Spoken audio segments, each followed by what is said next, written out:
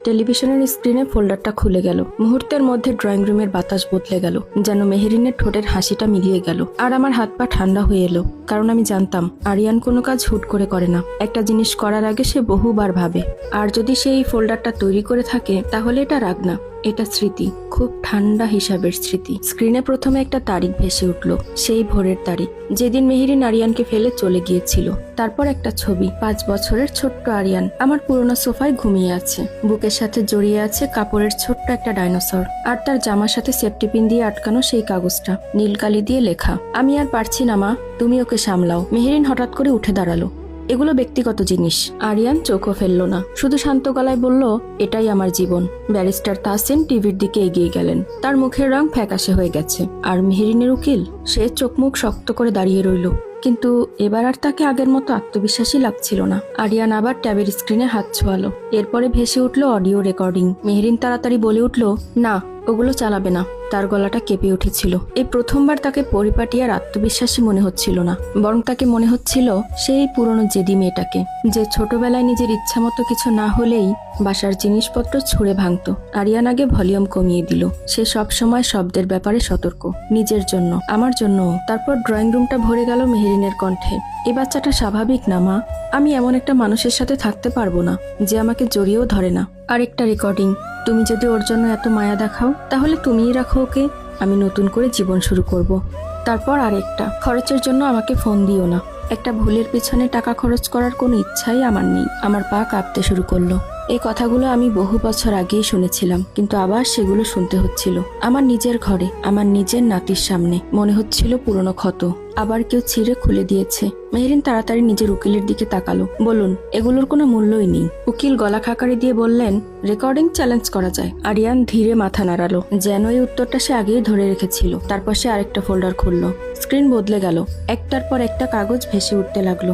ডাক্তারের প্রেসক্রিপশন, শিশু নিউরোলজিস্টের report, সাইকোলজিস্টের file, চশমার বিল, ওষুধের কাগজ, স্কুল রিপোর্ট, এমনকি সেই লাইব্রেরির বিল, যেখান থেকে আমি ছবিওয়ালা কার্ড কিনতাম, পরদিন রুটিন বানাতাম, ছোট ছোট কার্ডে লিখতাম, আমার কষ্ট হচ্ছে, আমি ভয় পাচ্ছি, আমার শান্ত পরিবেশ দরকার। সব কাগজেই তারিখ ছিল, সব খরচের প্রমাণ ছিল, সব আমার নামে, একটাও মেহেরিনের নামে না। ব্যারিস্টার তাহসিন অবাক চোখে আরিয়ানের দিকে তাকালেন। এসব তুমি করেছো? আরিয়ান নিজের ট্যাপটা একটু ঠিক করে নিয়ে বলল, সেই 14 বছর বয়স থেকেই। আমি মুখে হাত চাপা দিলাম। আমি ভেবেছিলাম সে সেই বয়সে শুধু ফোন ঠিক করাই শিখেছে, পিঠার পেজ বানাচ্ছে, কিন্তু না, সে আস্তে আস্তে একটা দেওয়াল বানাচ্ছিল। ঘৃণার দেয়াল না, সত্যের দেয়াল। মেহেরিন শুকনো হাসি দিয়ে বলল, এসবে বদলায় না যে আমি ওর মা। আরিয়ান এবার সরাসরি তাকালো ওর দিকে। আপনি যেদিন চলে গিয়েছিলেন সেদিন থেকেই বদলে গেছে। মেহেরিন তাড়াতাড়ি বলল, আমি অসুস্থ ছিলাম। আরিয়ান খুব শান্ত গলায় উত্তর দিল, না। শব্দটা খুব নিচু ছিল, কিন্তু পুরো ঘরটা কেঁপে উঠল যেন। তারপর সে আরেকটা ফোল্ডার খুলল, নাম বিরোধ। স্ক্রিনে এবার মেহেরিনের পুরনো ফেসবুক পোস্ট ভেসে উঠল। কোথাও কক্সবাজার, কোথাও 5 স্টার হোটেল, কোথাও রুফটপ রেস্টুরেন্ট, প্রতিটা ছবির নিচেই তারিখ। অবশেষে ঝামেলামুক্ত জীবন, নতুন শুরু, কোনো ড্রামা না, কোনো বাচ্চা না, শুধুই শান্তি। আমার বুকটা মোচড় দিয়ে উঠল। আমি সেই পোস্টগুলো দেখেছিলাম।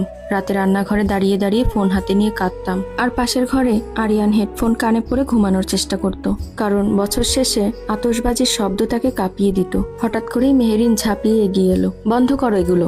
সে আরিয়ানের ট্যাপটা ধরতে যাচ্ছিল, কিন্তু পারল না। ব্যারিস্টার তাহসিন মাঝখানে দাঁড়িয়ে গেলেন। কঠিন গলায় বললেন, ম্যাডাম, ওকে স্পর্শ করবেন না। মেহেরিন রাগে কাঁপতে কাঁপতে বলল, ও আমার ছেলে। তাহসিন এবার স্থির গলায় বললেন, ও একজন নাবালক, আর আপনি এইমাত্রই আইনগত আলোচনার সময় তার ব্যক্তিগত ডিভাইসটি কেড়ে নেওয়ার চেষ্টা করেছেন। মেহেরিনের উকিল গভীর শ্বাস নিলেন। তারপর নিচু গলায় বললেন, আমার মনে হয় আমাদের পরিস্থিতিটা শান্ত করা উচিত। আর তখনই আরিয়ান আবারও একটা বাটনে চাপ দিল।